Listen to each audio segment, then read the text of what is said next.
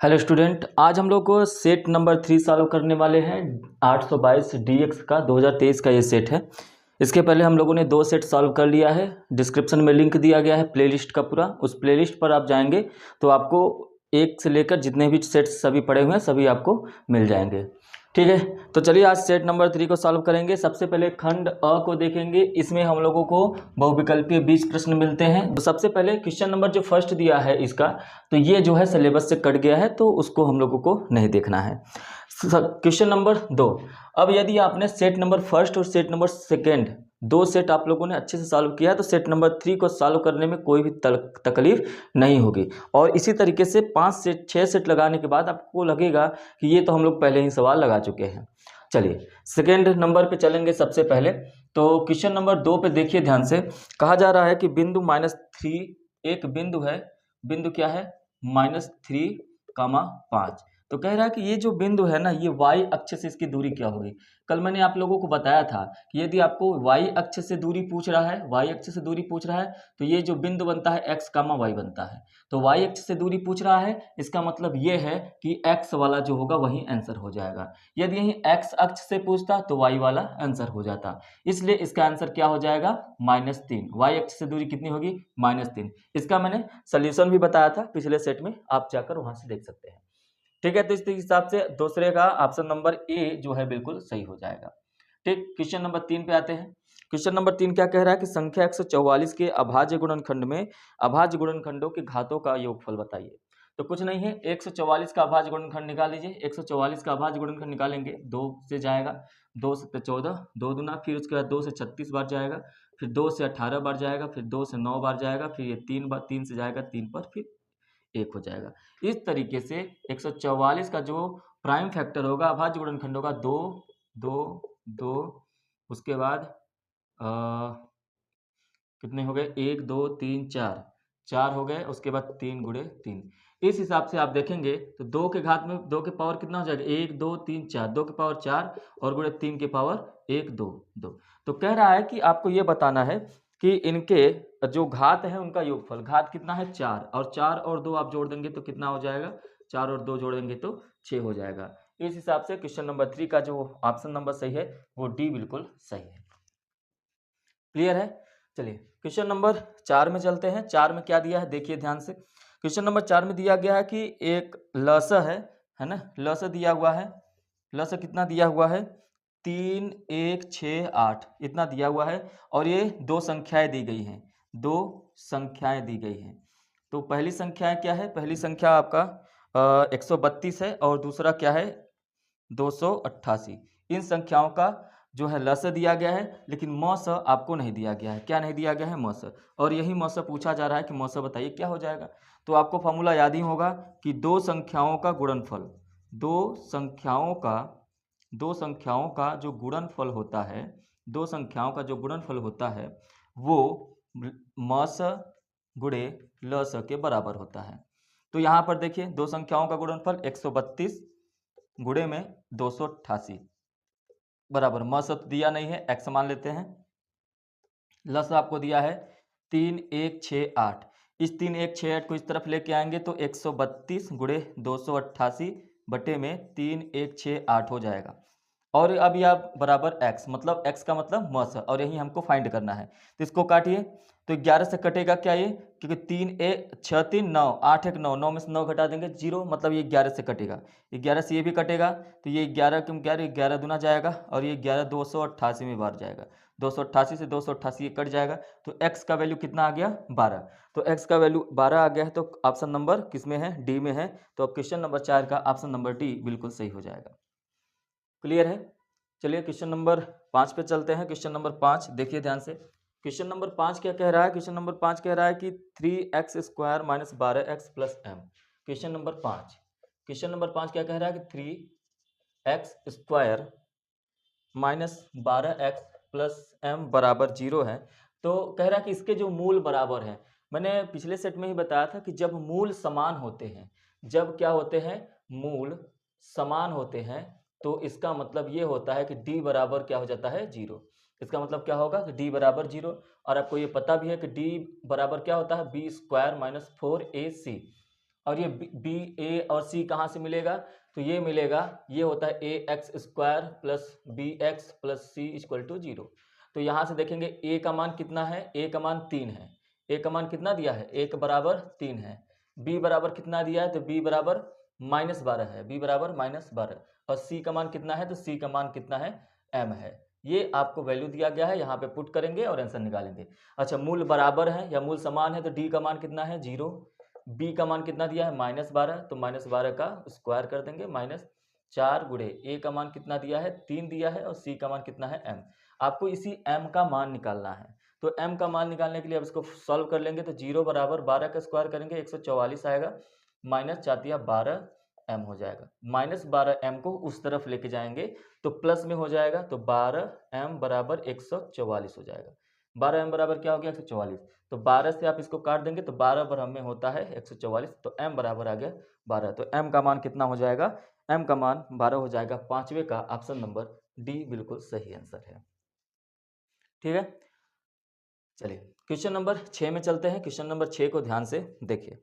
Question number 6 क्या कह रहा है, कह रहा है कि मूलों का योग क्या होगा। ये भी सवाल मैंने आपको पिछले सेट में करा लिया है, क्योंकि सेट नंबर फर्स्ट में ही ऐसे प्रश्न थे। 5x square minus 3x plus 2 बराबर 0 दिया है। तो आप एक बताइए कि मूलों का योग क्या होता है। मूलों, देखिए जब ये द्विघात समीकरण है तो द्विघात समीकरण के दो ही मूल होते हैं, अल्फा और बीटा। ये पहला मूल हो गया अल्फा और दूसरा हो गया बीटा। अल्फा और बीटा जो होता है वो -b/a के बराबर होता है।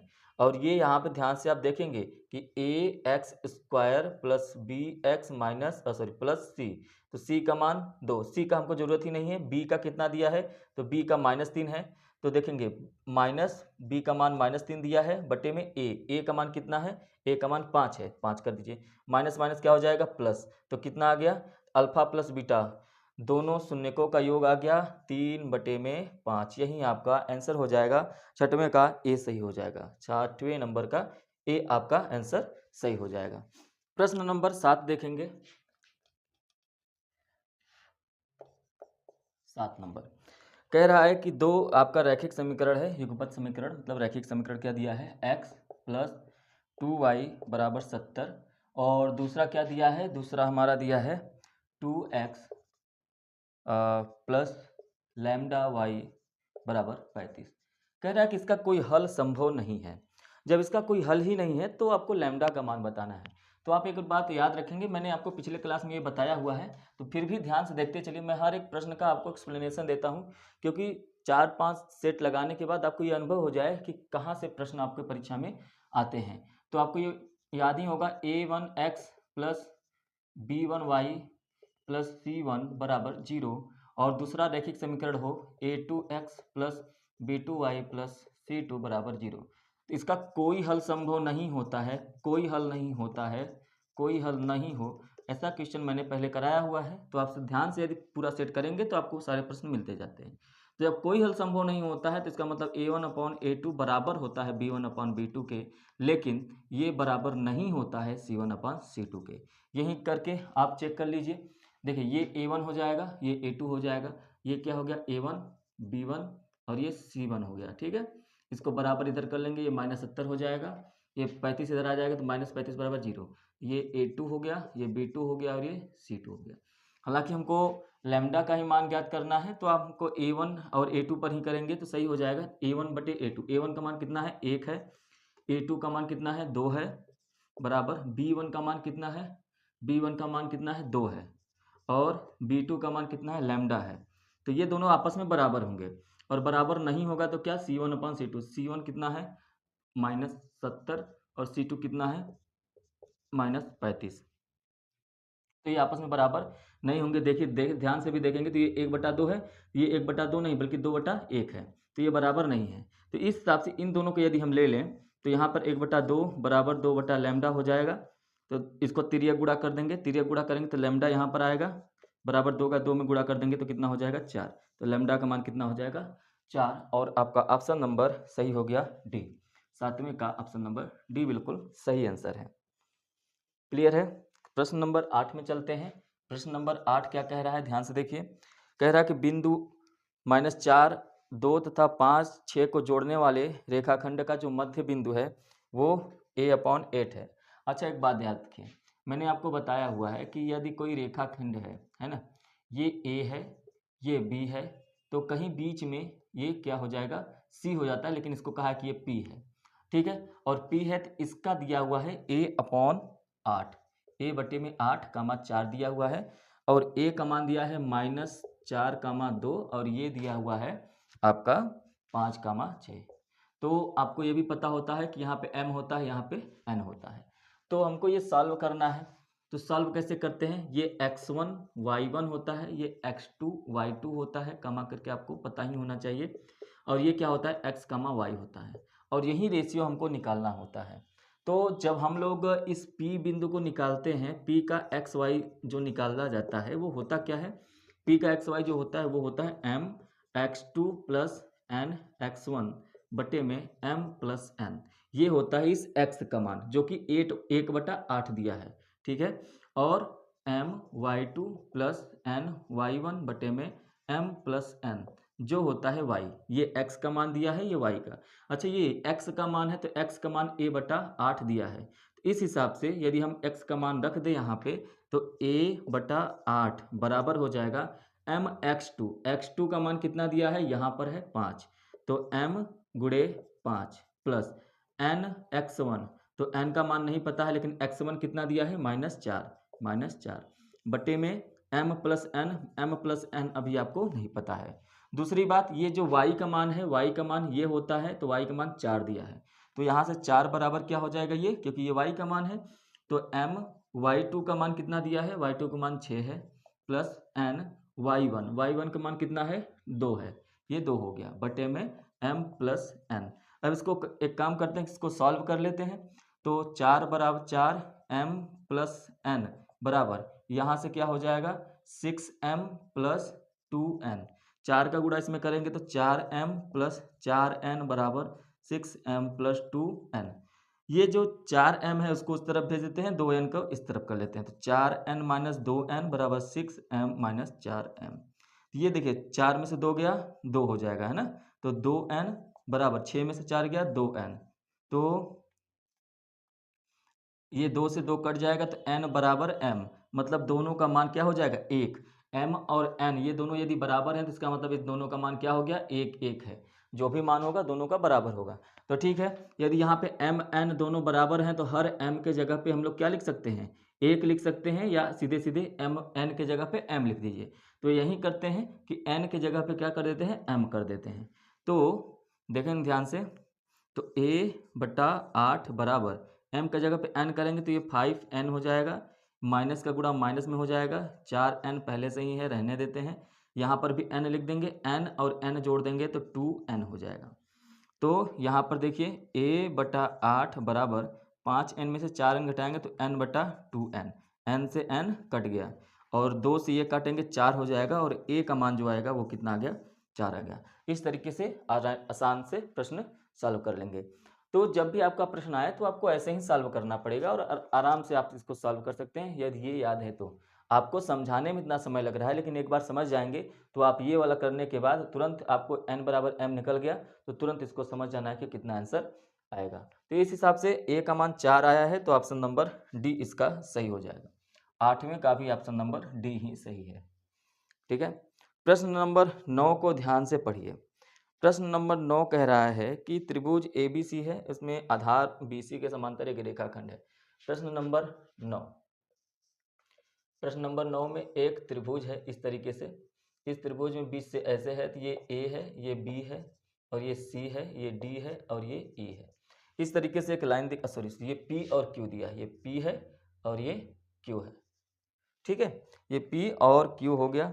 तो कह रहा है कि PQ अपॉन BC। अच्छा इसमें आपको ये पता होना चाहिए कि ये जो AP है ना, इसमें PQ दिया हुआ है, PQ, तो देखिए AP बटे में AB बराबर होता है PQ बटे में BC, ये बराबर होता है।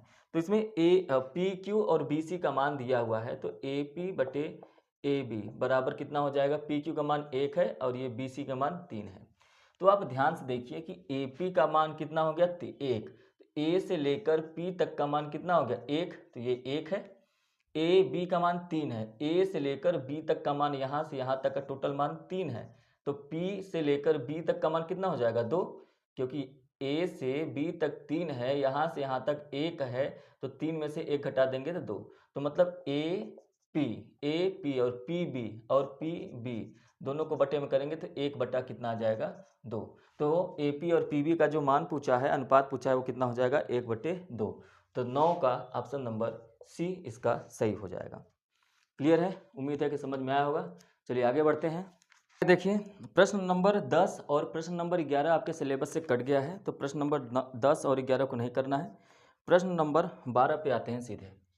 प्रश्न नंबर 12, इसको देखिए कैसे सॉल्व करेंगे। प्रश्न नंबर 12 में कह रहा है कि चित्र दिया हुआ है, चित्र आपके सामने मैं बना दे रहा हूँ। एक इस तरीके का चित्र है, देखिए मैं आपको बता भी देता हूँ कैसे लगता है सवाल। यहाँ पर ये ए दिया हुआ है, ये बी है, और ये आपका सी है, और ये आपका डी है। कह रहा है कि ये यहाँ से यहाँ तक ये 2 सेंटीमीटर है, ये 4 सेंटीमीटर है, ये 3 सेंटीमीटर है, और ये 6 सेंटीमीटर है। तो ये आपको दिया गया है और कह रहा है कि आप ये हमको बताइए कि एंगल बी ए डी और एंगल सी ए डी का अनुपात क्या होगा। बी ए डी मतलब ये वाला एंगल और सी ए डी इस वाले एंगल का अनुपात क्या होगा, यही अनुपात बताना है। आपको याद होगा कि समरूपता में हम लोग हमेशा जानते हैं, समरूपता में जानते हैं कि साइड एंगल और साइड होने पर दोनों त्रिभुज आपस में समरूप हो जाते हैं। अच्छा अब ध्यान से देखें तो त्रिभुज ए बी सी में ए बी जो ए बी का और ए सी का जो रेशियो है वो कितना है 3/6 मतलब 1/2 है। और उसी तरीके से ये बी डी बटे में डी सी का जो रेशियो है वो 2/4 मतलब 1/2 आएगा। तो यहाँ पर भी ये 1/2, तो दोनों का अनुपात बराबर है। और जब भी दोनों अनुपात बराबर होते हैं तो एंगल ए का जो भाजक होगा वो ए डी की सम्मुख भुजाएं, यहाँ पे लिख मैं देता हूँ, एंगल ए का भाजक है ना बी सी की सम्मुख ए डी की सम्मुख भुजाएं को संलग्न भुजाओं के अनुपात में बांटता है। अगर संलग्न भुजाओं के अनुपात में बांटता है तो ये वाला जो एंगल होगा और ये वाला जो एंगल होगा वो दोनों आपस में क्या हो जाएंगे, अर्धक हो जाएंगे, है ना। मतलब ये जो ए और डी जो लाइन खींचा गया है, ए और डी जो लाइन खींचा गया है वो इसका अर्धक हो जाएगा। ए डी जो है वो एंगल ए का अर्धक हो जाएगा। क्या हो जाएगा, अर्धक, मतलब 2 बराबर बराबरों में भागों में बांटेगा। यदि ये दोनों बराबर बराबर भागों में बांटा जाएगा तो एंगल बी ए डी बराबर एंगल सी ए डी, दोनों यदि बराबर हो गए इसका मतलब ये भी 1 होगा और ये भी। तो यदि दोनों 1-1 के बात पे हैं, बराबर हैं, तो दोनों का अनुपात कितना हो जाएगा, 1:1 बराबर हो जाएगा। ठीक है, तो इसका ऑप्शन नंबर कौन सा सही हो जाएगा, ऑप्शन नंबर बी इसका बिल्कुल सटीक और सही आंसर हो जाए। क्वेश्चन नंबर 13 आपके सिलेबस से कटा हुआ है, तो सीधे क्वेश्चन नंबर 14 में आते हैं। इसमें जो चित्र बनाया गया है मैं इसको अलग अलग बना देता हूं जिससे आपको प्रश्न को समझने में आसानी हो जाए। एक चित्र इस तरीके से बनाया गया है, ये एंगल ए है और ये ओ है और ये आपका बी है, ठीक है। और उसके बाद यहाँ पर एक एंगल बनाया गया है और ये कितना है, 45 डिग्री है। कितना है ये, 45 डिग्री। और उसके बाद एक दूसरा है, सेम इसी ऊंचाई पर बनाया गया है, लेकिन यहाँ पर ये जो बनाया गया है, ये जो बनाया गया है यहाँ से यहाँ तक की जो एंगल है, ध्यान से देखिए, ये आपका बताया गया कि ये 60 डिग्री है। कितना है, 60। तो ये कितना होगा हमको नहीं पता है, ये P आपको 60 दिया है। अच्छा प्रश्न में आपसे पूछा है कि ये जो बिंदु O को A और P पर देखने पर अवनमन कोणों का जो माप होगा वो कितना होगा। तो अवनमन कोण यदि आप यहाँ से देखें, यदि आप यहाँ से अवनमन कोण देखेंगे तो जाहिर सी बात ये दृष्टि रेखा हो जाएगी सीधे। तो ये कोण और ये कोण बराबर हो जाएंगे, तो ये कोण कितने का हो जाएगा, 45 डिग्री का हो जाएगा, क्योंकि ये 45 का है तो ये भी 45 का होगा।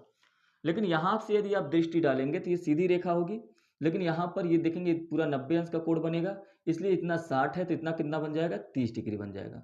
और यही कोण इस कोण के बराबर होगा। क्यों बराबर होगा भाई? क्योंकि ये अवनमन कोण है। तो यहाँ पर देखेंगे ए का आपका 45 बन गया, 45 डिग्री, और पी का कितना बन गया?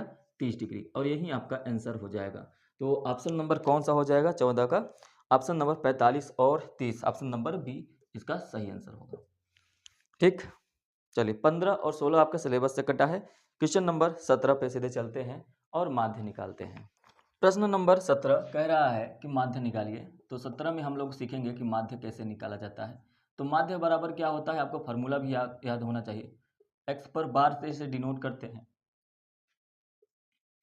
Sigma f i into x i बटे में सिग्मा एफ आई, ये इसका फॉर्मूला होता है। एफ का मतलब होता है बारंबारता, और ये आपको दिया गया है। वर्ग अंतराल कितना दिया गया है? वर्ग अंतराल कितना दिया हुआ है, ध्यान से देखिए। और इसके बाद आपको बारंबारता दिया गया है, बारंबारता, ठीक है। और इसके बाद आपको एक्स आई भी निकालना है, और इसके बाद आपको एफ आई इंटू एक्स आई निकालना है। तो इतने सारी चीज़ों को निकालना है, ये आपका एफ आई है।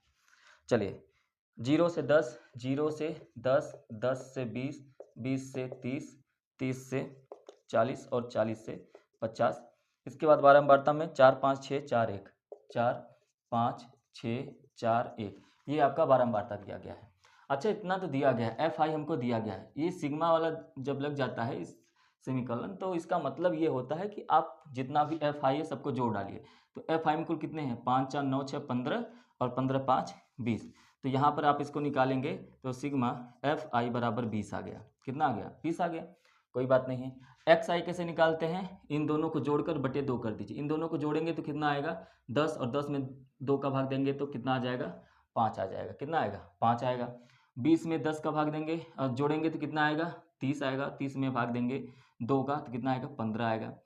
30 में 20 जोड़ेंगे तो कितना आएगा? 50 आएगा। फिर भाग 2 का दे देंगे तो 25 आ जाएगा। आप देख रहे हैं यहाँ पर सबके बीच में 10 10 का डिफरेंस है, 10 10 का डिफरेंस आएगा। 5 15 25, 25 के बाद 35, 35 के बाद कितना हो जाएगा? 45 आएगा। देखिए 50 में 40 जोड़ेंगे 90, 90 बटे 2 45। अब इसके बाद कह रहा है कि एफ आई एक्स आई का भी जोड़ कर हमको निकालना है। तो F i into x I, F I का मान 4 है, एक्स आई का मान 5 है। 4 में 5 का गुणा करेंगे तो 20 आएगा। 15 में 5 का गुणा करेंगे तो 75 आएगा। 25 में 6 का गुणा करेंगे तो 150 आएगा। 35 में 4 का गुणा करेंगे तो कितना आएगा? 4 पंचे 20, 2 4 3 12 2 14, 140 आएगा। और 45 में 1 का गुणा करेंगे तो 45 ही आएगा। ठीक, अब यहाँ से आपको निकालना है सिग्मा एफ आई एक्स आई का कुल योग। तो 430 आ गया जोड़ने पर।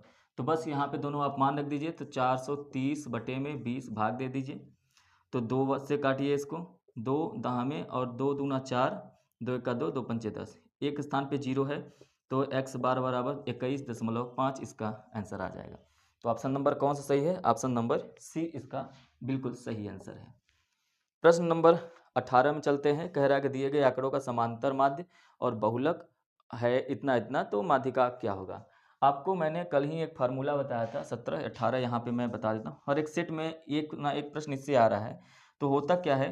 बहुलक बराबर 3 गुणे माध्यक, 3 गुणे माध्यक माइनस 2 गुणे माध्य, 2 गुणे माध्य। अब देखिए बहुलक का मान दिया है 16, है ना। 3 गुणे माध्यक का मान तो पूछ ही रहा। माध्यक कहिए चाहे माध्यिका कहिए, कोई दिक्कत नहीं है। तो माध्यिका को x मान लेते हैं, माइनस 2 गुणे माध्य का मान कितना दिया है? 28। ये 16 है, बराबर 3x माइनस 28 दूना कितना हो जाएगा? 2 दूना 2 8 16, 2 दूना 28 दूना 56 हो जाएगा। 56 को इस तरफ लेके आएंगे तो प्लस में हो जाएगा। 56 और ये 16 जोड़ देंगे तो कितना हो जाएगा? 6 6 12 के 2 हाथ में लगा 1, 5 1 6 1 7, 72 बराबर 3x। तो 3 से ये काट देंगे, 3 दूना 6, 3 चौका 12, तो x का मान कितना आ गया? 24 आ गया। और यही जो 24 है आपका आंसर हो जाएगा ऑप्शन नंबर सी। 18 का ऑप्शन नंबर सी सही हो जाएगा, जिसमें आपका 24 दिया हुआ है। प्रश्न नंबर 19 में चलते हैं और कह रहा है कि बारंबारता का बहुलक क्या होगा? तो बहुलक बंटन का बहुलक निकालना है, वो भी आपको वर्ग अंतराल निकालना है। तो यहाँ पर आप देखिए 19 वाले में, तो आपको ये तो पता ही है कि बहुलक क्या होता है। जिसकी जितनी बड़ी संख्या होगी, जो सबसे ज़्यादा बड़ी संख्या इसमें कौन सा है? तो 7 8 2 2 1। इसमें सबसे बड़ी संख्या क्या है? सबसे बड़ी संख्या 8 है। तो 8 के ऊपर में देखिए कौन सा माध्यिका वर्ग दिया है, 8 के ऊपर है 3 और 5, यही आपका आंसर होगा, मतलब ऑप्शन नंबर बी इसका सही होगा। तो जब भी आपसे बहुलक पूछा है तो बहुलक ना वो बारंबारता में जो सबसे बड़ी संख्या होती है वही आपका बहुलक होता है, तो इसमें 8 सबसे बड़ी संख्या है बारंबारता में, तो इसलिए 8 के ऊपर जो वर्ग 3 और 5 दिया है वही आपके ऑप्शन में भी है, तो ऑप्शन नंबर बी में 3 और 5 मिल जाएगा। प्रश्न नंबर 20 को देखिए। प्रश्न नंबर 20 में आप देखेंगे तो उसमें दिया हुआ है कि माध्यिका वर्ग बताइए। अच्छा, माध्यिका वर्ग बताना है, जबकि आपको माध्यिका वर्ग बताना है तो कौन सा माध्यिका वर्ग होगा, तो इसके लिए तो आपको अच्छी तरीके से पता है कि आपको ये जो है दिया हुआ है 0 से 10, 10 से 20, 20 से 30, 30 से 40 है, और उसके बाद 40 से 50 है। उसके बाद यहाँ पर एफ आई दिया हुआ कितना, 4, 5, 13, और उसके बाद 20, और उसके बाद 8। आपको ये पता होगा फार्मूला कि माध्यिका बराबर क्या होता है, माध्यिका बराबर होता है L plus n/2 minus C F upon F और इंटू एच, ये होता है। तो यहाँ पर माध्यिका वर्ग यही जिसमें जहाँ से हम लोग L पाते हैं, तो L कहाँ से पाते हैं, जो भी इसमें माध्यिका होते हो, माध्यिका के लिए हमको हमेशा संचयी बारंबारता निकालना पड़ता है। तो संचयी बारंबारता निकालेंगे तो ये 4, 4 में 5 जोड़ देंगे तो कितना आ जाएगा 9, 9 में 13 जोड़ देंगे तो कितना हो जाएगा 22, 22 में 20 जोड़ देंगे तो कितना हो जाएगा 42, और 42 में 8 जोड़ देंगे तो 50 हो जाएगा। अब देखिए आपको ये पता होना चाहिए n बराबर होता है सिग्मा एफ आई, यदि यही आपका निकल गया तो आपको पता चलेगा कि L कहाँ से आएगा।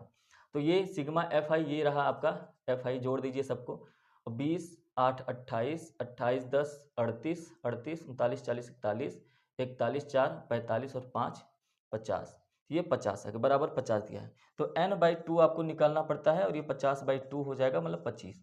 आप देखिए 25 किसके किसके बीच में आएगा, तो 22 और 42 के बीच में आएगा, तो ये जो 42 है यहीं पर आपको पता होना चाहिए कि ये आपका f हो जाएगा, ये जो f दिया है, और यहाँ पर ये L हो जाएगा, और यही माध्यिका वर्ग हो जाएगा, तो 30 से 40 आपका आंसर हो जाएगा, और ऑप्शन नंबर बी 20 का ऑप्शन नंबर बी इसका सही आंसर हो जाएगा। तो जब भी आपसे माध्यिका वर्ग का वर्ग, ये माध्यक वर्ग इसको कहते हैं ना, चाहे वर्ग अंतराल कहिए चाहे माध्यक वर्ग, तो आपका ये 30 से 40 हो जाएगा। क्लियर है, तो इस तरीके से आपका ये खंड अ के 20 जो आपके सिलेबस में है, जो हट गए हैं उनको छोड़कर कंप्लीट हो गए। इसके बाद खंड ब में चलेंगे, जिसमें हम लोग वर्णनात्मक प्रश्नों को देखते हैं।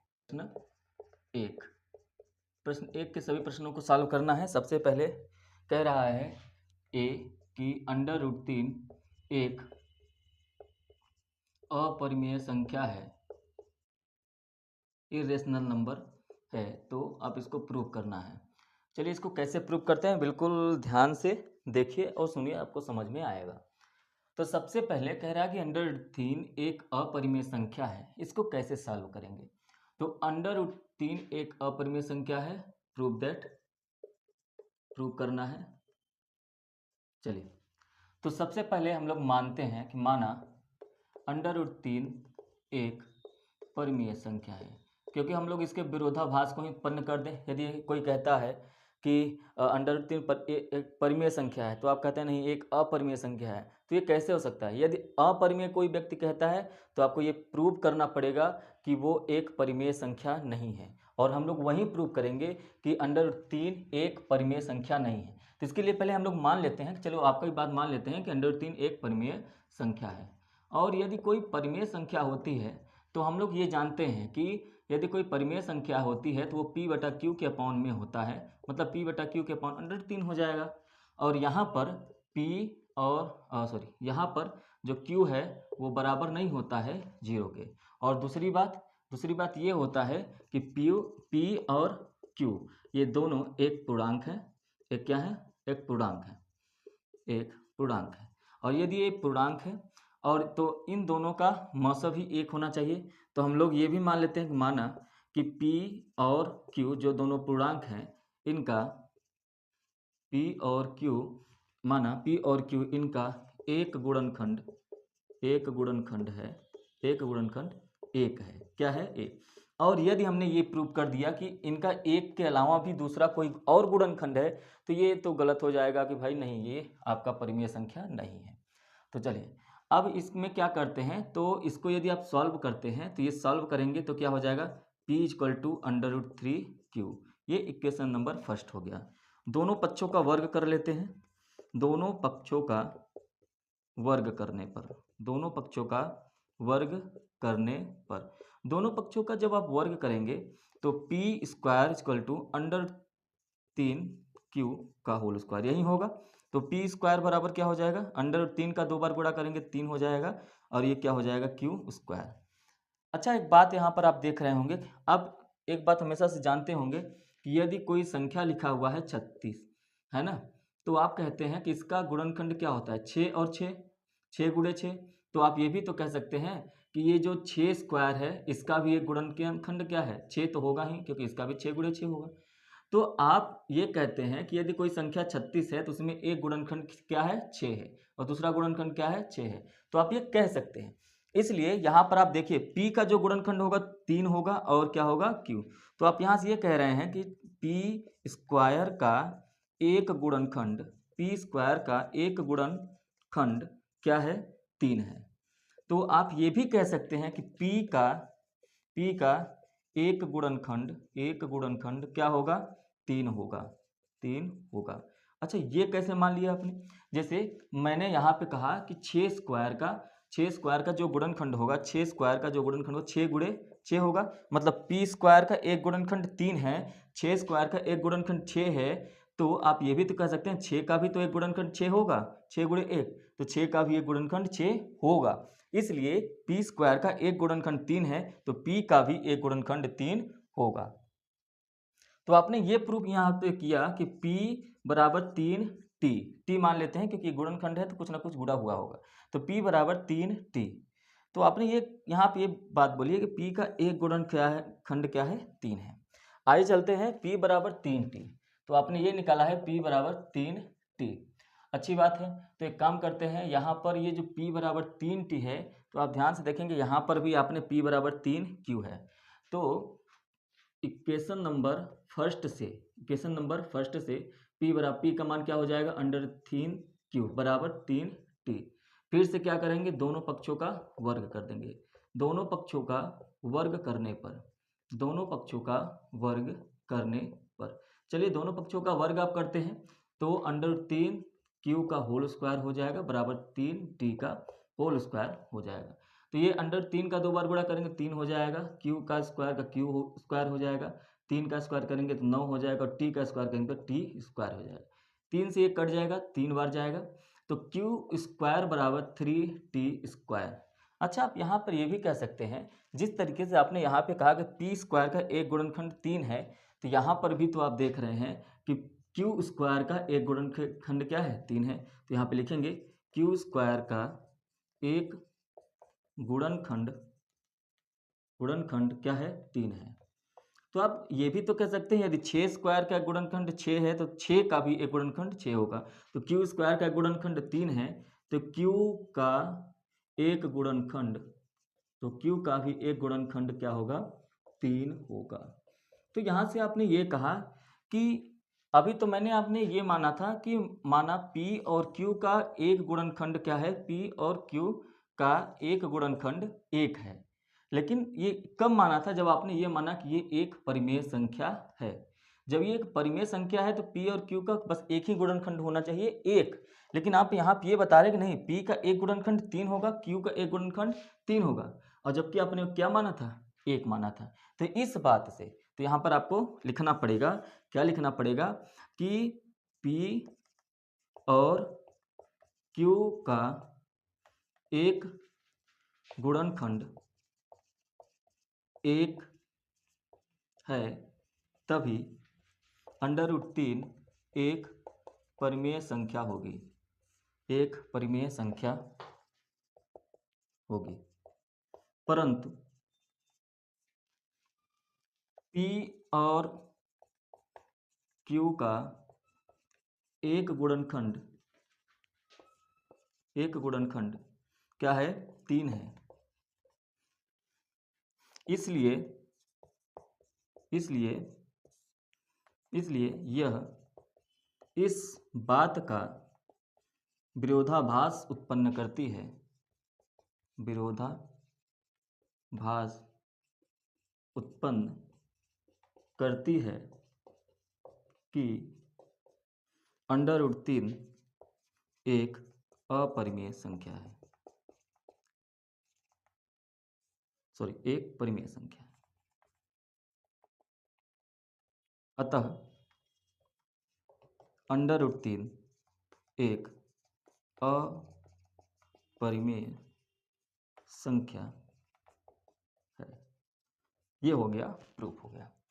तो जब भी आपसे under root 3, under root 2, under root 5, under root 7 इस तरीके का पूछेगा कि बताइए प्रूफ कैसे करना है, तो सेम यही प्रोसेस आपको फॉलो करना है और आपको बताना पड़ेगा कि हाँ ये इस तरीके से प्रूफ होता है।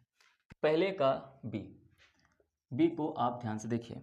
कहा जा रहा है कि tan a प्लस बी बराबर 1, tan a प्लस बी बराबर 1, और दूसरे में कहा गया है tan a माइनस बी बराबर 1/√3। तो आपको a और b के मान ज्ञात करने हैं। बहुत आसान होता है ये प्रश्न। यदि आप ध्यान से पहले नंबर को इसको ले, क्वेश्चन नंबर फर्स्ट को, तो आप ऐसे कर सकते हैं कि tan a प्लस बी बराबर 1 का मान क्या होता है, tan 45 अंश। ठीक है, तो tan से tan क्या हो जाएगा, कट जाएगा, तुलना करेंगे तो a प्लस बी बराबर आ गया 45। ठीक है, आप इसे समझिए, tan से tan तुलना करेंगे तो a प्लस बी बराबर 45। उसी तरीके से दूसरे वाले को यदि आप लें, दूसरे वाले इक्वेशन को, तो आप ये कह सकते हैं कि tan a माइनस बी बराबर 1/√3 का मान होता है tan 30 अंश का मान। तो a माइनस बी बराबर क्या हो गया, 30 अंश। तो आप ध्यान से देखेंगे equation number third, equation number fourth को मिलाइए, तो इक्वेशन नंबर समीकरण 3 और 4 से, 3 और 4 को घटाने पर जब आप इसको घटाएंगे तो क्या निकलेगा, a प्लस बी बराबर 45 अंश और a माइनस बी बराबर 30 अंश। देखिए b से b कट गया तो 2a जोड़ देंगे, a 2a बराबर 40 और 30 कितना हो गया, 75 अंश। तो आप एक काम करिए, इसको आप काट दीजिए। यदि आप काटेंगे तो a बराबर आ जाएगा 75/2 अंश, और इसी a का मान समीकरण 1 में रख देंगे, समीकरण 3 में रखते हैं। समीकरण 3 में रखने पर क्या हो जाएगा, 75/2 प्लस b बराबर 45 अंश। तो b बराबर क्या हो जाएगा, 45 माइनस 75/2। इसको माइनस करेंगे तो b बराबर हो जाएगा 90 माइनस 75/2। कितना आ जाएगा, 90 में से 75 जाएगा तो 80, मतलब 15/2 हो जाएगा। तो ये आपका a का मान कितना आया है, 75/2, और b का मान कितना आया है, b बराबर 15/2 अंश हो जाएगा। यही आपका आंसर हो जाएगा। ठीक है, तो इस तरह से ये पहले का b का आंसर आ गया, कितना आ गया, a का मान 75/2 और b का मान कितना आ गया है, 15/2। मतलब आप कहें तो आप इसको 37.5 अंश भी लिख सकते हैं, भाग दे देंगे 2 का तो 37.5 अंश, और इसको 7.5 अंश भी लिख सकते हैं, दोनों है, कोई दिक्कत नहीं है। चलिए प्रश्न नंबर सी। प्रश्न नंबर सी मैंने कल के ही सेट में कराया है कि कह रहा है कि 2 घन हैं, एक घन ये है, ठीक है, और एक घन ये है, 2 घन है, बिल्कुल यही है ऐसे। और इसके बाद कह रहा है कि प्रत्येक की जो भुजा है वो 4-4 सेंटीमीटर है। ये कैसे पता चलेगा, कह रहा है कि दोनों का में से प्रत्येक का आयतन a³ बराबर 64 है, दोनों का आयतन दिया हुआ है। तो a बराबर क्या हो जाएगा, अंडर रूट में थ्राइस का 64, तो a बराबर आ जाएगा 4। मतलब जो साइड निकल के आया दोनों का, ये भी 4 है, ये भी 4 है, इसकी चौड़ाई भी 4 होगी और इसकी ऊंचाई भी 4 होगी। मतलब आपको पता ही है घन के प्रत्येक भुजाओं का मान बराबर होता है। लेकिन कह रहा है इन घनों को आपस में से मिला दिया गया। तो जब ये घन दोनों आपस में मिल जाते हैं तो देखिए इस प्रकार का चित्र बन जाता है, और यही घन बन जाता है घनाभ। क्या बन जाता है, घनाभ। जो क्यूब था पहले वो क्या बन गया, क्यूबाइड बन गया। इस तरीके से जब ये क्यूबाइड बन गया तो इसमें क्या होता है कि आप ध्यान से देखेंगे तो यहाँ से यहाँ तक की जो लाइन है 4 है इस वाले का मान, और यहाँ से यहाँ तक ये भी कितना है, 4 है। लेकिन ये चौड़ाई जो है यहाँ से यहाँ तक कितना हो जाएगा, 4 ही, और यहाँ से यहाँ तक ऊंचाई जो होगा वो 4 ही रहेगा। तो पूछा क्या है, कह रहा है कि आप एक काम करिए, घनाभ का पृष्ठीय क्षेत्रफल। यहाँ से देखेंगे तो L बराबर 8 आया है, B बराबर 4 है, यहाँ से यहाँ तक की लंबाई, और H बराबर क्या है, 4 है। तो घनाभ का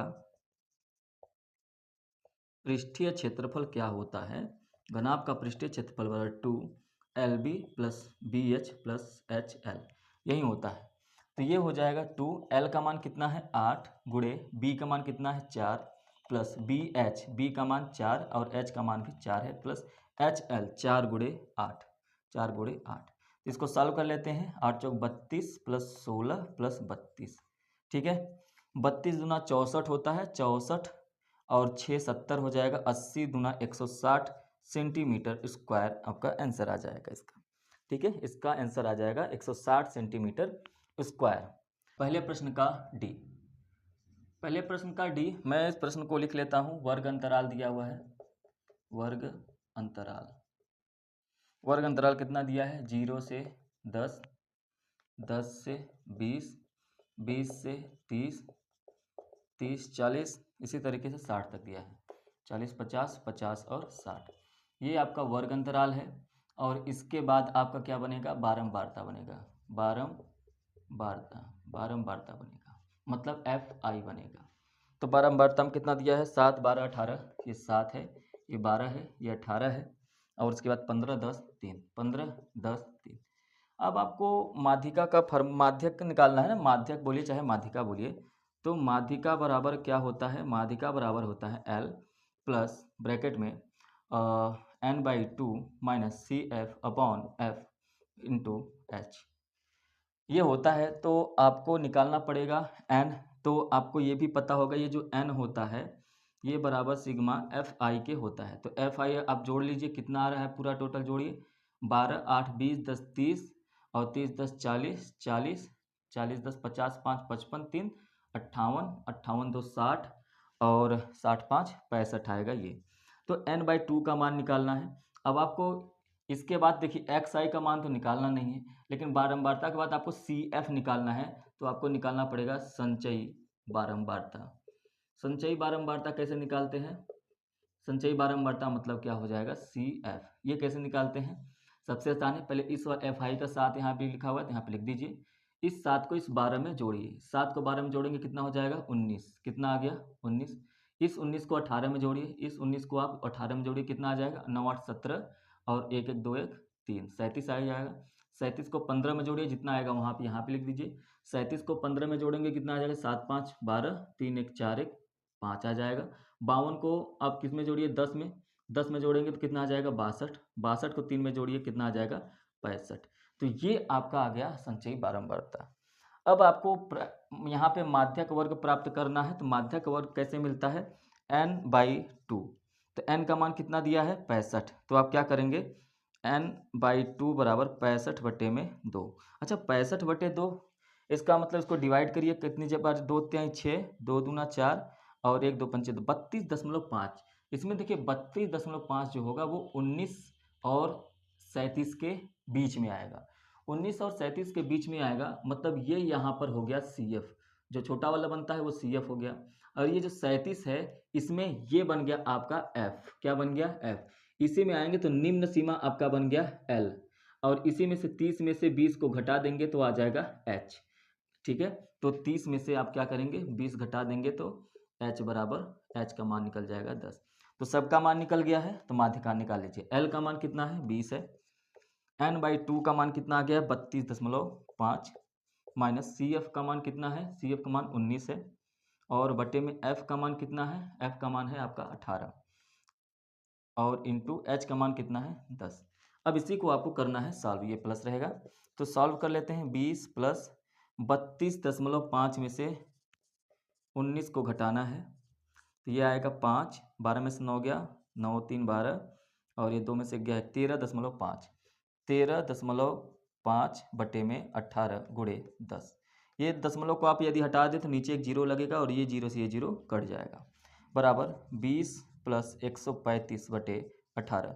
18 का इसमें गुणा करेंगे, इसको जोड़ लीजिए तो ये 360 प्लस 135 बटे 18 बराबर करेंगे तो ये कितना आ जाएगा 5 6 3 9 3 1 4, 495 बटे 18, 27.5 इसका आंसर आ जाएगा। 18 में 495 का भाग देंगे तो ये आंसर आएगा। इसके बाद क्वेश्चन नंबर ई को देखते हैं। क्वेश्चन नंबर ई, पहले का ई, इसमें क्या कह रहा है भाई, कह रहा है कि दो बिंदु हैं 1 कामा -5 और -4 कामा 5। इनको मिलाने वाले रेखाखंड को x अक्ष द्वारा विभाजित किया जाता है तो बिंदु का निर्देशांक। ऐसा सवाल मैंने पहले कर लिया है, तो यहाँ पर भी ध्यान से देखिए। ये हो गया आपका एक रेखा, है ना। तो यहाँ पर मान लेते हैं ये बिंदु A है और ये बिंदु B है। आप इसको किसी भी प्रकार से बना सकते हैं, सीधा टेढ़ा, वो आपके ऊपर डिपेंड है। तो यहाँ पर कह रहा है कि एक x अक्ष द्वारा विभाजित किया जाता है एक बिंदु, मान लेते हैं वो बिंदु यहाँ पर है। तो एक बात आपको मैंने बताया है कि यदि कोई बिंदु x अक्ष पर विभाजित करता है, इसका मतलब y बराबर क्या हो जाएगा, 0। ये तो आपको पता ही होगा। तो इसका मतलब यहाँ पर ये जो बिंदु बनेगा, मान लेते हैं ये बिंदु P है और ये बिंदु x अक्ष पर बनना चाहिए, x और y क्या हो जाएगा, 0। जब x अक्ष पर विभाजित किया जाता है तो y क्या हो जाता है, 0 हो जाता है। तो कुल मिला के आपको यहाँ पर बिंदु का निर्देशांक जो भी आएगा, y तो 0 आएगा, मतलब x का मान निकालना है। तो आप ध्यान से देखिए, यहाँ पर होगा x1 और y1, तो 1 कामा -5, ये x1 हो गया, ये y1 हो गया। और यहाँ पर ये b है, b कितना है, b है -4 कामा 5। अच्छा एक बात बताइए, ये जो p वाला बिंदु है ना, ये p वाला जो बिंदु है x कामा 0, ये 0 तो पहले से ही निकल गया है, तो y का मान नहीं निकालना है। तो इसलिए सिर्फ और सिर्फ ये जो x है, इस x बराबर क्या हो जाएगा, mx 2 प्लस nx1 बटे में m प्लस n। अच्छा यहाँ पर आपको m और n का मान ही नहीं पता है, क्या ये और ये भाग बराबर है? तो इसके लिए हमको 0 वाले का पता करना होगा। तो 0 बराबर क्या हो जाएगा, 0 बराबर हो जाएगा my2 प्लस ny1 बटे में m प्लस n। अच्छा यहाँ पर सबका मान दे रखा है, रख के हम लोग चेक कर लेते हैं। तो x1 यहाँ पे रखते हैं पहले, x बराबर mx2। अच्छा यहाँ पर पहले इसको सॉल्व कर लेते हैं, ये हो जाएगा m प्लस n। यदि m प्लस n का इस तरफ गुणा करेंगे तो क्या हो जाएगा, 0 हो जाएगा। तो 0 बराबर m y2 का मान कितना दिया है, ये x1 y1 है, तो ये x2 y2 हो जाएगा। तो y2 का मान कितना है, 5 है, गुणे में 5 प्लस n y1, n का मान आपको नहीं पता है, लेकिन y1 का मान पता है, y1 बराबर -5, ये हो गया -5। तो 0 बराबर 5m माइनस 5n, क्योंकि माइनस का गुणा प्लस में होगा तो माइनस, इस 5n को उठा के इस तरफ लेके आते हैं, तो 5n बराबर 5m, 5 से 5 कट गया तो n बराबर क्या आ गया, m। तो आपको ये बता दिया गया n बराबर m है, मतलब ये भी 1 में है, ये भी 1 है।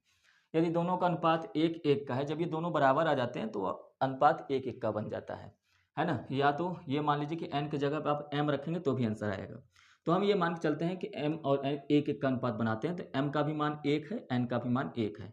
तो यहाँ पर 1 होगा तो सिर्फ x2, 1 गुणे x2 का मान कितना है, -4 प्लस n का मान कितना हो गया, 1 हो गया। और यदि 1 हो गया तो गुणे में x1 का मान कितना है, 1 बटे में 1 और 1 जोड़ेंगे तो क्या हो जाएगा, 2। तो x बराबर क्या आएगा, ये हो गया -4 प्लस 1 बटे में 2, ये आ जाएगा -3/2। तो x बराबर कितना आ गया, -3/2। तो आप देखिए ये जो आपने बिंदु माना था x, 0, ये बिंदु कितना हो जाएगा, p, x का मान कितना आ गया, -3/2, और y का मान पहले से ही 0 था, तो यही आपका क्या हो जाएगा, आंसर हो जाएगा। ठीक है, तो इस तरीके से इस प्रश्न को हम लोग सॉल्व करेंगे। क्वेश्चन नंबर पहले का F, ये पहले क्वेश्चन का लास्ट क्वेश्चन है।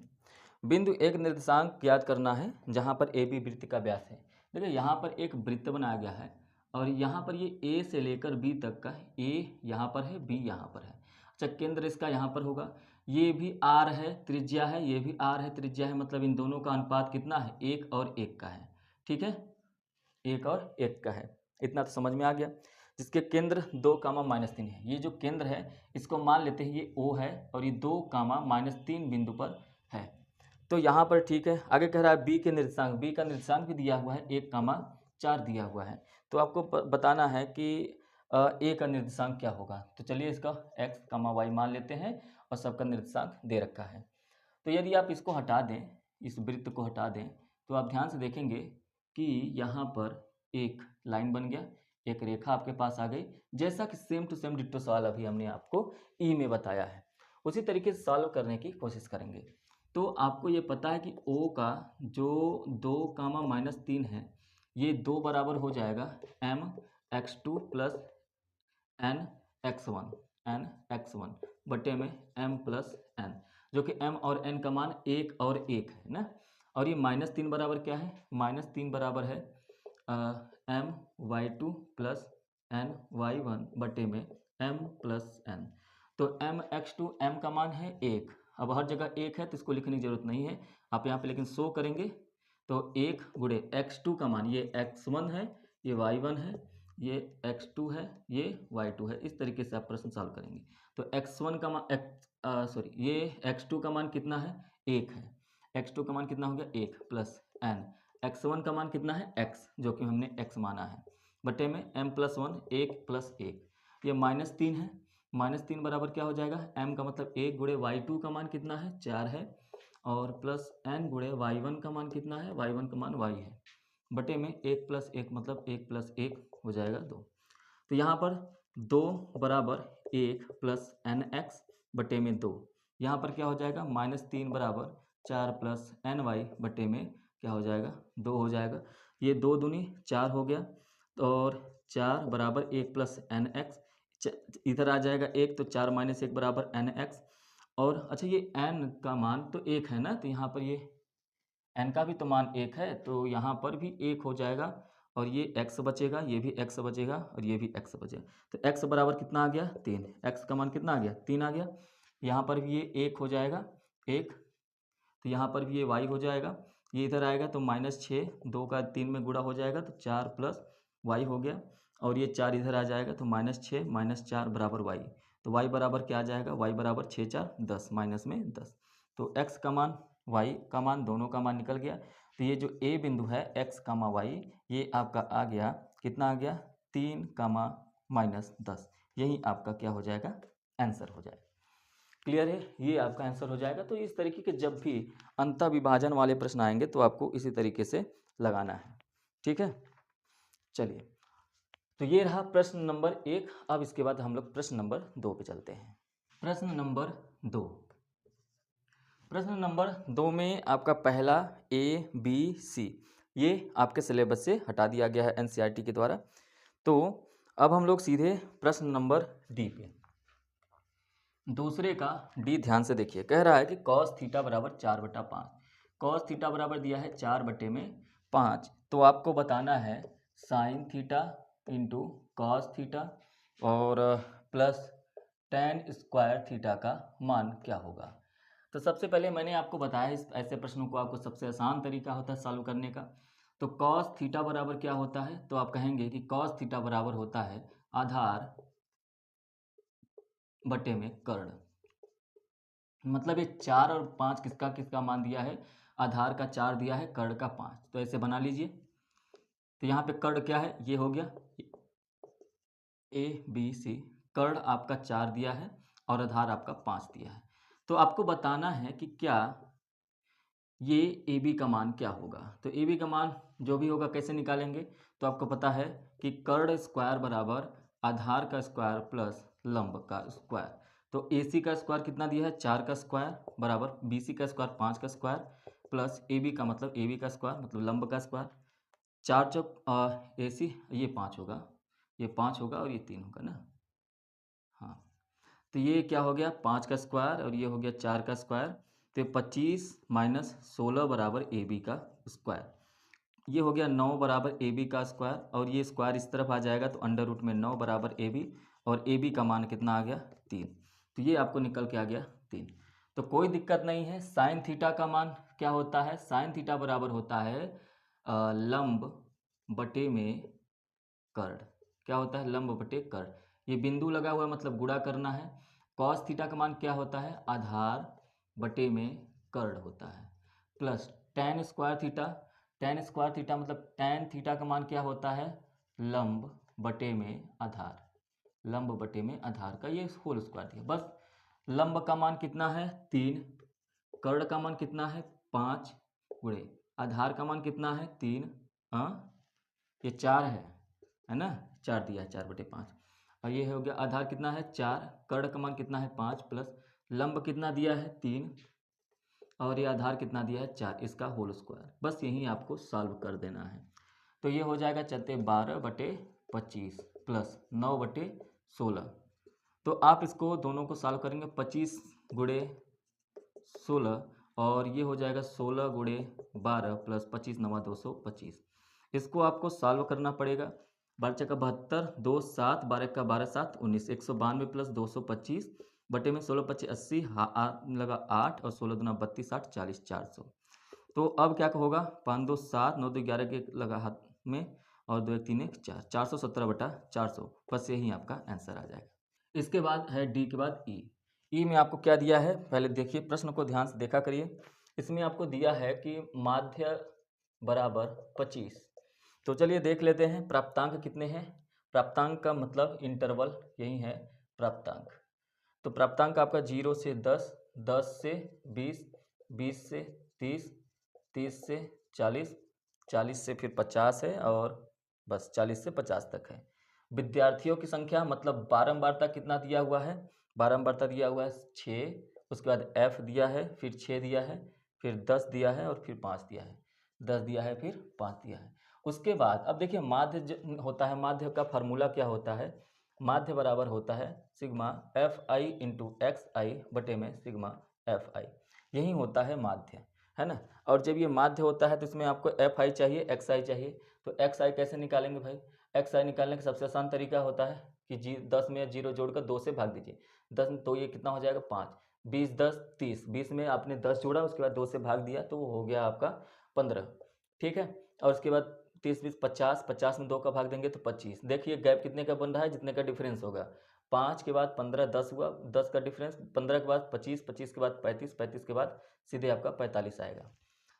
तो ये जब आ गया तो आपको अब एफ आई इंटू एक्स आई निकालना है। क्यों, एफ आई का एक्स आई में गुणा करके क्यों निकालेंगे, क्योंकि हमको एफ आई एक्स आई यहाँ पे चाहिए। तो 6 में 5 का गुणा करेंगे कितना आ जाएगा 30, 15 में एफ का गुणा करेंगे तो कितना आ जाएगा 15 एफ आ जाएगा, 25 में 6 का गुणा करेंगे 150 आ जाएगा, 35 में 10 का गुणा करेंगे 350 आएगा, 45 में 5 का गुणा करेंगे 5 5 25, 5 चौका 20, 2 22 225 आएगा। तो ये 225 हो जाएगा। तो सिग्मा एफ आई एक्स आई बराबर क्या हो जाएगा, तो इसको जोड़ेंगे तो आपको आएगा 755 प्लस ये 15 एफ अलग से, है ना, इतना आएगा। और जब यहाँ पे सिग्मा एफ आई आप मान निकालेंगे तो ये आ जाएगा आपका 27 आ जाएगा, 27 और प्लस ये एफ हो जाएगा। क्लियर है। तो अब आप देखेंगे कि यहाँ पर माध्य बराबर क्या होता है, sigma f i into x i बटे में सिग्मा एफ आई। तो माध्य का मान कितना दिया है 25, 25 रख लीजिए। सिग्मा एफ आई एक्स आई का मान कितना आ गया 755 प्लस 15 एफ आ गया बटे में सिग्मा एफ आई का मान कितना है 27 प्लस एफ। इसका गुणा इस तरफ करेंगे तो 25 गुणे 27 प्लस 25 एफ बराबर 755 प्लस 15 एफ हो जाएगा। तो 15 एफ को इस तरफ लेके आते हैं, 25 गुणे 27 को उस तरफ भेजते हैं, तो 25 एफ माइनस 15 एफ बराबर 755 माइनस 27 में 25 का गुणा करेंगे तो 675 आएगा, 675 आएगा। तो 25 में से 15 गया तो 10 एफ हो जाएगा और बराबर में इधर कितना आ जाएगा 80 आ जाएगा, 0 0 कट जाएगा तो एफ का मान कितना आ गया 8। तो ये जो एफ है यहाँ पर होगा 8 और यही आपका आंसर हो जाएगा। क्लियर है। प्रश्न नंबर 2 का एफ और प्रश्न नंबर 2 का ये लास्ट प्रश्न। तो यहाँ पर कह रहा है कि आपको बहुलक निकालना है। तो बहुलक निकालेंगे, सबसे पहले इसको हम लोग लिख लेते हैं कि वर्ग अंतराल कितना दिया हुआ है, उसके बाद बारंबारता कितना दिया हुआ है और क्या क्या ज़रूरत पड़ेगा, क्या क्या ज़रूरत पड़ता है।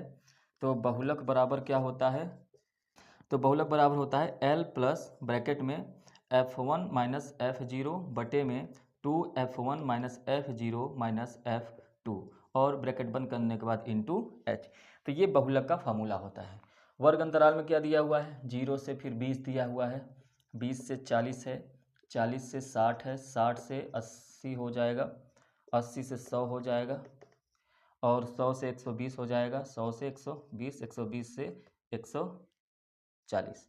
तो इस तरीके से आपका वर्ग अंतराल दिया हुआ है। बारंबारता कितना दिया हुआ है 6 8 10 12 6 6 8 10 12 6 और 5 और 3 5 और 3।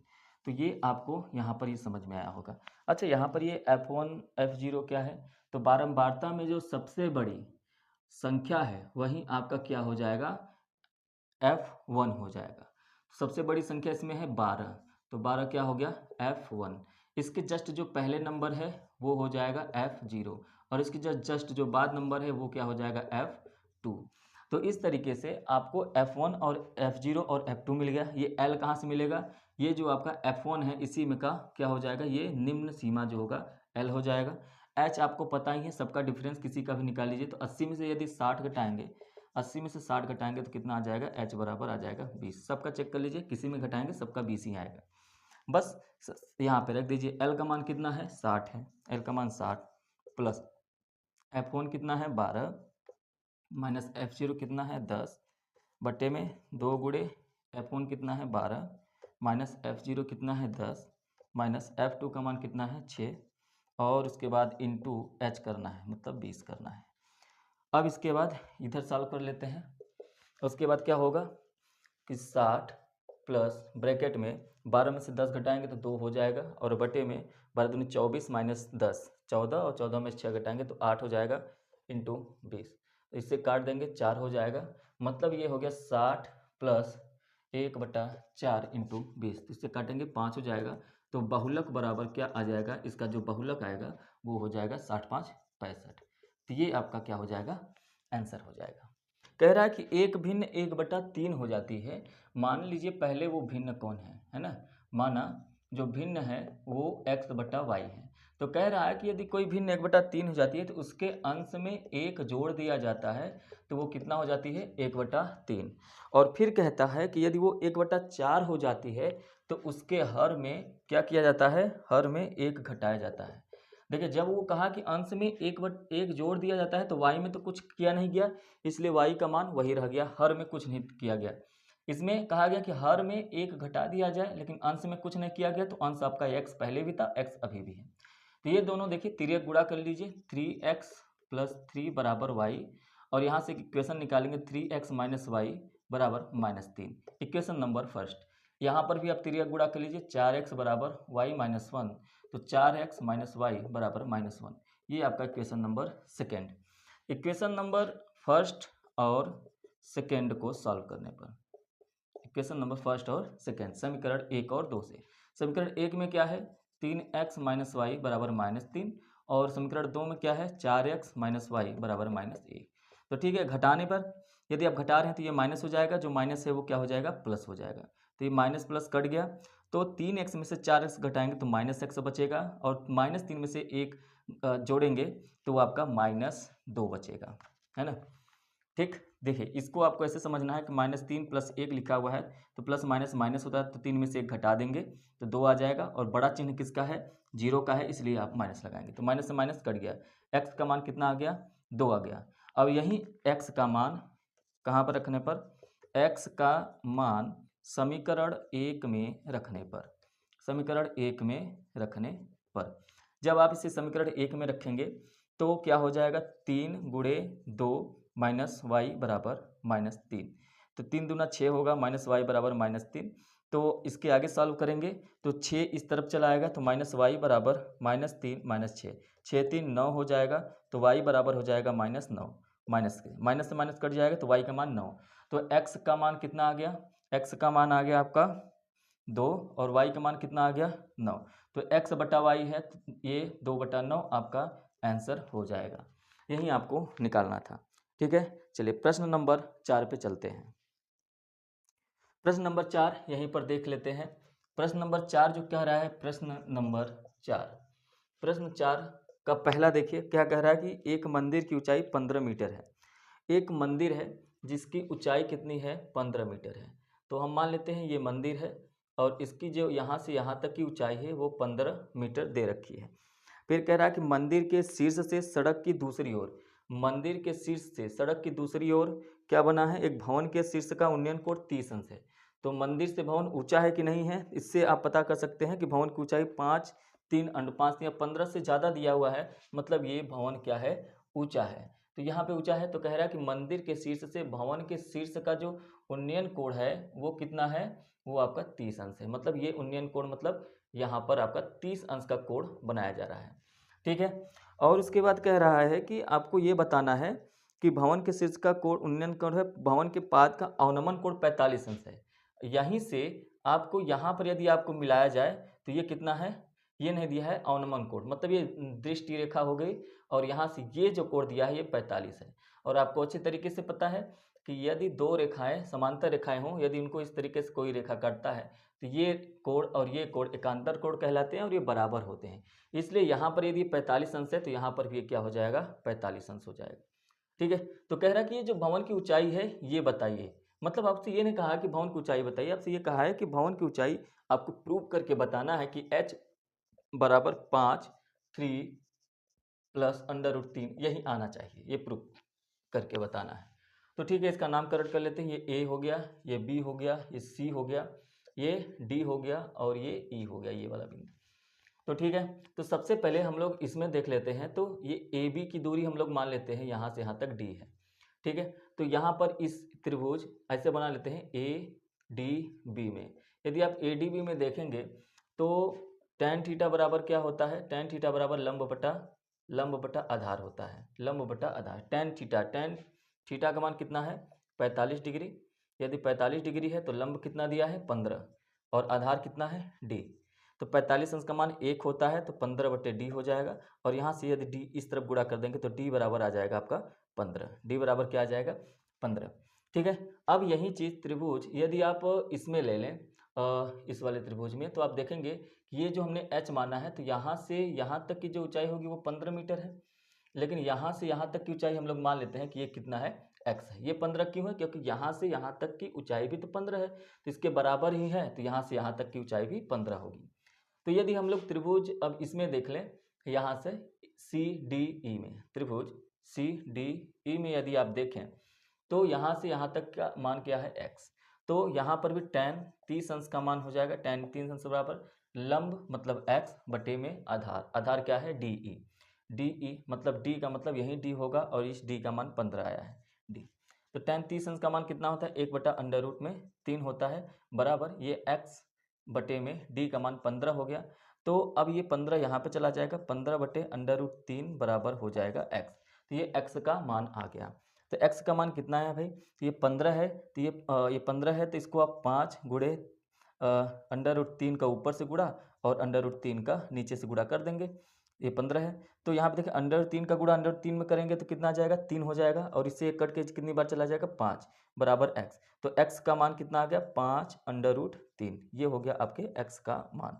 यदि x का मान 5√3 है, यदि ये x का मान 5√3 है, तो यहाँ से यहाँ तक की दूरी कितनी हो गई, 5√3, और E से B की दूरी कितनी हो गई, 15। तो टोटल ये जो भवन की ऊंचाई है, भवन की ऊंचाई कितनी है भाई, CE प्लस EB बराबर CB, है ना।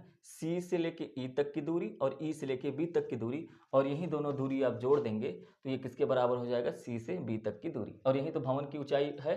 तो CE के कितना मान है, x, और x का मान कितना है, 5√3 प्लस EB की दूरी कितना है, 15 बराबर CB मतलब टोटल ऊंचाई। ठीक है, CB का मतलब टोटल ऊंचाई। तो यहाँ पर आप ध्यान से देखिए, टोटल ऊंचाई, तो ये यहाँ से दोनों में से हम क्या कॉमन ले लेंगे, 5 कॉमन ले लीजिए, तो ये बच जाएगा √3 प्लस 3 ब्रैकेट में CB। और यही आपको क्या करना था, प्रूफ करना था। 3√3 लिखिए, चाहे 3√3 पहले लिखिए चाहे बाद में लिखिए, कोई दिक्कत नहीं है। तो ये क्या हो गया, प्रूफ हो गया। ठीक है, तो प्रश्न नंबर, अब सीधे चलते हैं अथवा वाले प्रश्न में। तो प्रश्न नंबर 4 का एक और प्रश्न है अथवा करके, उसको सॉल्व करते हैं। अथवा, इसी प्रश्न नंबर 4 का अथवा वाला प्रश्न दो पढ़ेंगे। क्या लिखा हुआ है, कह रहा है एक भवन के शीर्ष से एक स्तंभ के शीर्ष का जो उन्नयन कोण है वो 60 है। एक भवन का शीर्ष, पहले तो भवन बना लेते हैं। अब भवन बड़ा है कि खंभा बड़ा है, ये तो देखना पड़ेगा प्रश्न में आगे पढ़कर। कह रहा है जो स्तंभ की ऊंचाई है ना वो 40 मीटर है, और यदि स्तंभ की ऊंचाई 40 मीटर है तो जाहिर सी बात है स्तंभ ही बड़ा होगा। क्यों, क्योंकि आप भवन की ऊंचाई देख सकते हैं 20 के करीब दिया हुआ है। तो ये है स्तंभ, ये क्या है, स्तंभ है। तो इतना समझ में आ गया, ये स्तंभ है और ये क्या है, भवन। अब यहाँ पर ध्यान से देखिए, इसकी टोटल ऊंचाई कितनी दी गई है, इसकी टोटल ऊंचाई दी गई है 40 मीटर।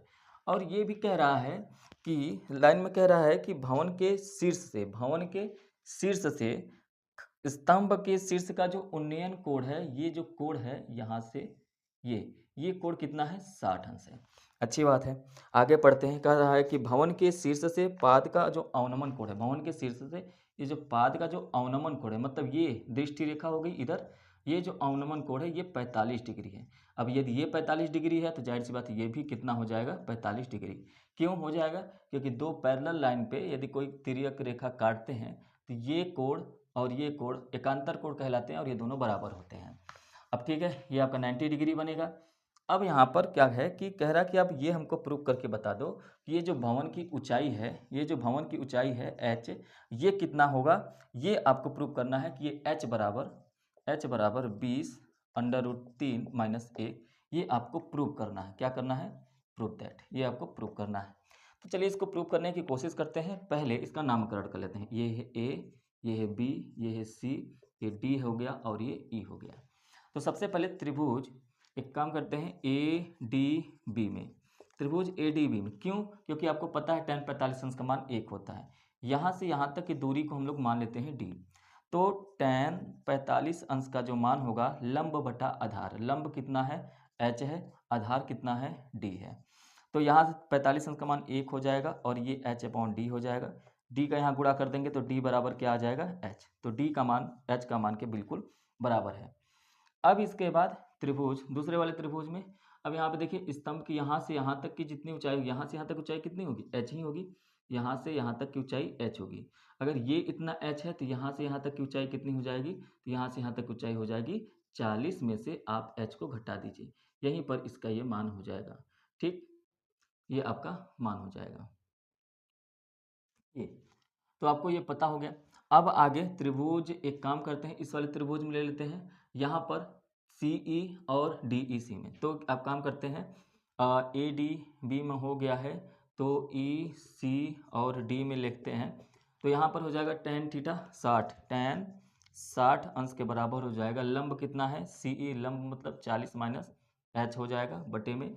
आधार कितना है? आधार आपका यही इसके बराबर है तो ये d हो जाएगा।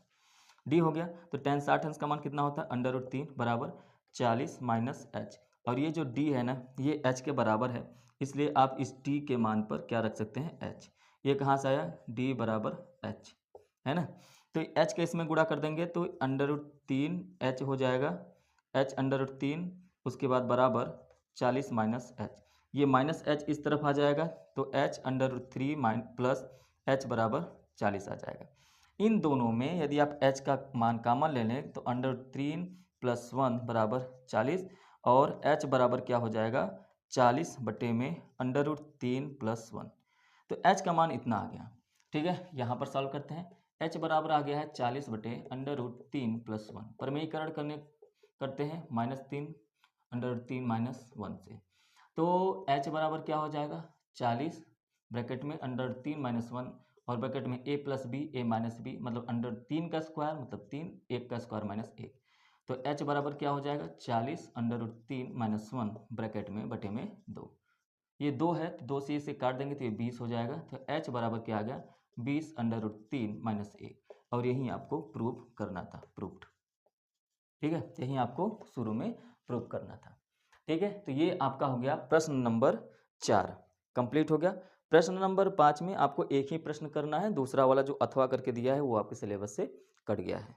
तो चलिए प्रश्न नंबर 5 करते हैं। 5, प्रश्न नंबर 5 क्या कह रहा है, ध्यान से देखिए।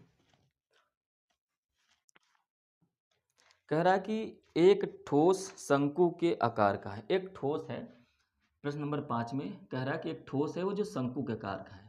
तो पहले मैंने क्या किया? एक शंकु बना लिया। ये देखिए, एक मैंने शंकु बना ली इस तरीके से। ठीक है, एक ठोस शंकु के आकार का है। और उसके बाद कह रहा है कि जो एक समान आधार त्रिज्या के अर्धगोले पर अध्यारोपित है, मतलब ये एक अर्धगोले पर रखा गया है। ये क्या रखा गया है? एक अर्धगोले गोले पर इस तरीके से रखा गया है। अच्छी बात है, रखा गया है। तो कह रहा है कि यदि गोले का वक्र पृष्ठ, अब ध्यान से देखिए, ये जो ठोस बना है ना, ये ठोस अब एक आइसक्रीम की तरह हो गया। यदि आप अर्धगोले का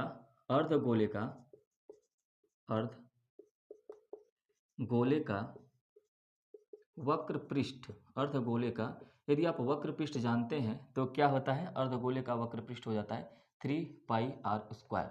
लेकिन यहाँ पर ये जो गोला का ऊपरी भाग है ना, ये बिल्कुल भी आपको दिखाई नहीं दे रहा है। ये चित्र बिल्कुल इस तरीके से बना हुआ है। ठीक है, तो ये चित्र आपका इस तरीके से बना हुआ है। तो आपको कहीं से ऊपरी सतह का नहीं दिखाई दे रहा है, इसलिए इसमें से एक पाई आर स्क्वायर जो ऊपर का वृत्त होता है इस तरह से अर्धगोला पे, इस पाई आर का पृष्ठ क्षेत्रफल हमको नहीं पता है। तो बचा कितना, 2 पाई आर स्क्वायर। तो यहाँ पर सीधे शांत मार के क्या करेंगे, और यहाँ पर सीधे क्या हो जाएगा, 2 पाई आर स्क्वायर। तो अर्धगोले का वक्र पृष्ठ इतना हो गया। और कह रहा है कि जो शंकु का वक्र पृष्ठ है, शंकु का वक्र पृष्ठ वही होता है। अब यहाँ इसको बना लेते हैं। शंकु का वक्र पृष्ठ कितना हो जाएगा, शंकु का जो वक्र पृष्ठ होगा, शंकु का वक्र पृष्ठ है ना, ये बराबर है शंकु के वक्र पृष्ठ के, शंकु का वक्र पृष्ठ। तो गोले का, अर्धगोले का वक्र पृष्ठ कितना हमने बताया, 2 पाई आर स्क्वायर बराबर है पाई आर एल के। जब ये बराबर हो गया तो आप एक बात ध्यान से देखिए, ये जो शंकु का त्रिज्या है वो बराबर है गोले के त्रिज्या के, दोनों का त्रिज्या बिल्कुल बराबर है ना। तो यहाँ पर ये r है, ये इसके कहते हैं h, ये होता है l। तो ठीक है, अच्छी बात है। यदि ये बराबर है तो पाई से पाई कट जाएगा, एक r से एक r कट जाएगा, तो 2r बराबर l बचा है। और आपको ये पता है कि l बराबर होता है अंडर रूट में h square plus r square. तो l के जगह पे इसको रख देते हैं, तो 2r बराबर अंडर रूट में l square sorry h square plus r square. ये कहाँ से आया, क्योंकि l बराबर होता है अंडर रूट में h square plus r square. लिख लेते हैं, दोनों पक्षों में वर्ग करने पर, दोनों पक्षों में वर्ग करने पर, ये दोनों पक्षों में वर्ग कर देंगे तो 2r का होल स्क्वायर बराबर इसका होल स्क्वायर करेंगे तो ये कट जाएगा, बचेगा h square plus r square. ठीक है, इसको इस तरीके से लिख लेते हैं। तो ये हो गया 4r स्क्वायर बराबर h square plus r square. ये r स्क्वायर इस तरफ आएगा तो 4r square minus r square बराबर h स्क्वायर। 4r स्क्वायर में से एक r स्क्वायर घटाएंगे तो 3r स्क्वायर बराबर h स्क्वायर।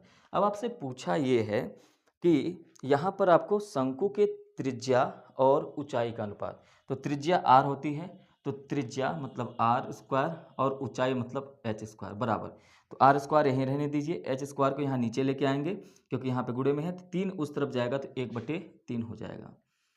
तो यहाँ भी देखिए अब इसके बाद r/h का होल स्क्वायर करेंगे तो ये हो जाएगा 1/3। अब इसके बाद अब सॉल्व करेंगे तो r/h बराबर इधर हो जाएगा अंडर रूट में 1/3, मतलब यहाँ पर हो गया 1/√3, और यही आपका अनुपात होगा 1r/h बराबर 1/√3। यही आपका आंसर हो जाएगा। क्लियर है? ठीक, तो यहाँ पर ये सेट आपका कंप्लीट हो गया। तो ये सेट कंप्लीट हो गया, इसके बाद हम लोग नेक्स्ट सेट में सेट नंबर 4 में चलेंगे। यदि आपको क्लास अच्छा लगे, समझ में आए, तो क्या करिए, इसको लाइक करिए, शेयर करिए और ज़्यादा से ज़्यादा बच्चों के पास इसको पहुँचाइए, है ना। और यदि कोई आपका डाउट रहता है, संशय रहता है, या आपको कोई जानकारी चाहिए तो आप कमेंट कर दीजिए, कमेंट में आपका जो है रिप्लाई मिल जाएगा। ठीक है, चलिए मिलेंगे अब नेक्स्ट सेट में, सेट नंबर 4 में। Thank you, have a nice day.